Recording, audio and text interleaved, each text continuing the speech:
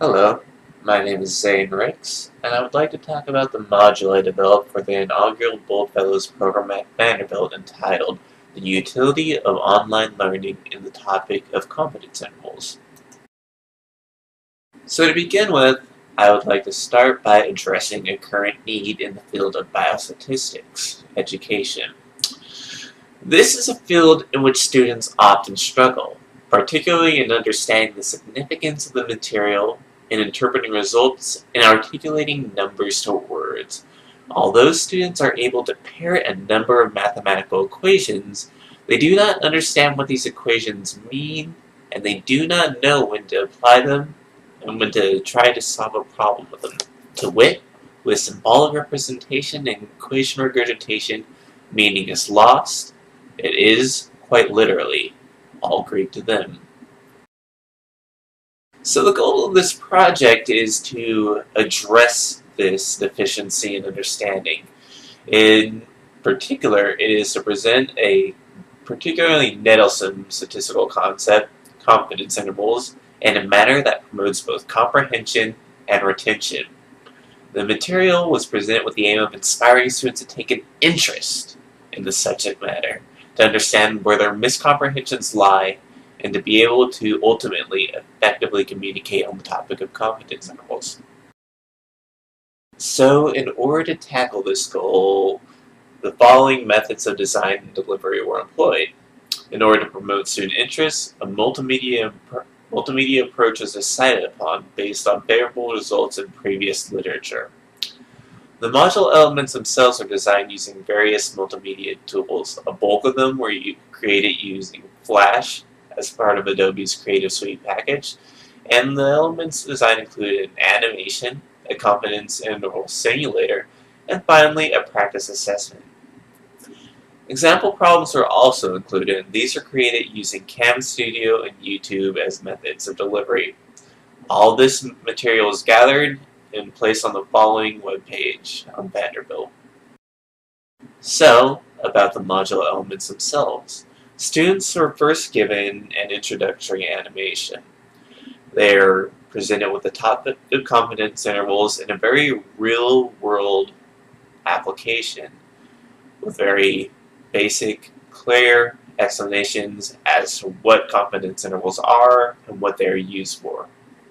Students are also given example problems which take into account various assumptions and show them how their design of a competence interval varies on what they know about a population and what they do not know.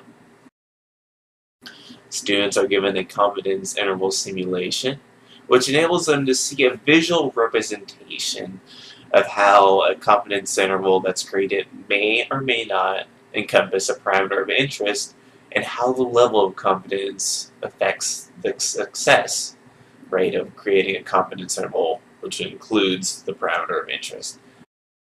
Finally, at the end, students are given a practice assessment. And this practice assessment not only probes their understanding of the material, aiming at eliminating certain misconceptions, it provides explanations as well. So, I will leave it at the viewer's leisure to explore the practice assessment themselves, but should a student engage this and find that they are unable to answer a problem, they will receive a visual and textual explanation of what they did right and what they did wrong. So to measure the success of this module, evidence of student learning was required. So two types of data, indirect and direct, were taken to assess the viability of this module. As an indirect measure, a post-module survey was given to students after they had completed it. And this survey was focused on assessing both the students' self-assessment of their learning and their thoughts on the module. As a direct measure of student learning, student performance on a test question on the topic of competence intervals were compared to that of a similar question given in a previous year in order to more quantitatively gauge the module's efficacy. I'll first begin by talking about the indirect measure, the survey responses. Students are first asked overall if they found the activity helpful. And the majority of students did. There was not a single student that found the activity not at all helpful, and nearly 75% thought it was a good amount helpful or more. Going into individual elements. Regarding the animated lecture, again, there wasn't a single student that completed the survey, that found this module element not at all helpful. However, compared to the previous response, it wasn't viewed as helpful in terms of the overall module, and part of this may be explained by the fact that the animation itself did not have a tracking bar. Students could not rewind in the middle of it, and that was a complaint.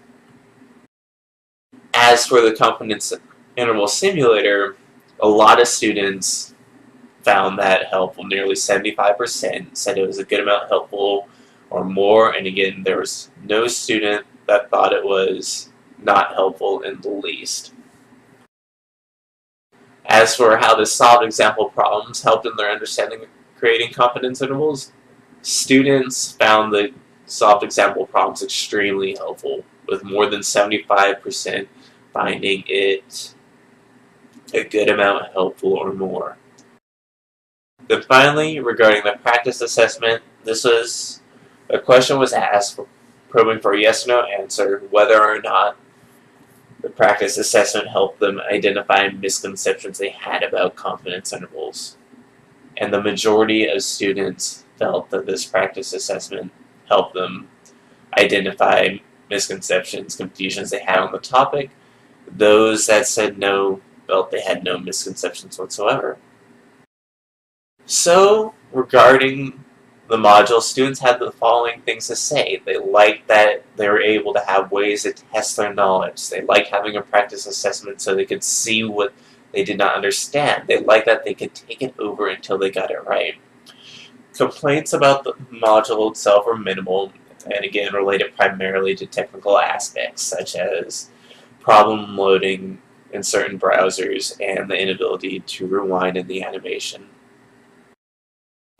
As a more direct measure, ABET scores on a test for the students that took the module were compared to a previous year where students did not take the module.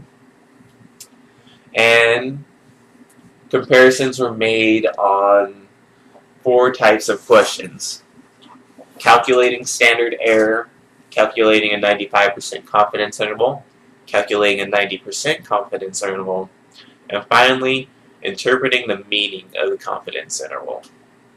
And for the first 3 questions, where they are asked to perform a mathematical calculation, there is a lot of similarity between the previous year and past year.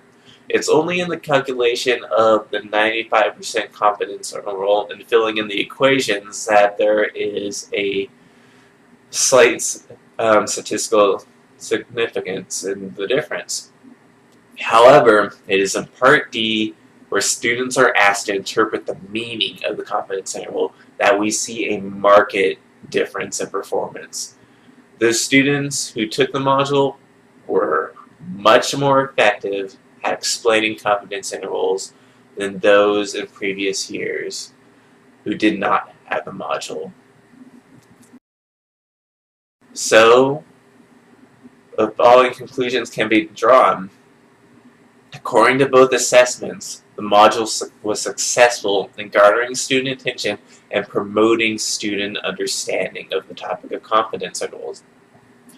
Students reported that they had a greater understanding of material in the multimedia approach, and many students furthermore expressed a desire in seeing similar modules in the future. They enjoyed them. So I think that it can be said that there is potential in including modules such as this in course material, and I think it would facilitate an increase in student interest and retention. Both the indirect and direct measures of this provide evidence. So I would say that by including modules such as this, students will have greater success and communicating the topic and understanding the material. And ultimately, that is what we aim for as educators.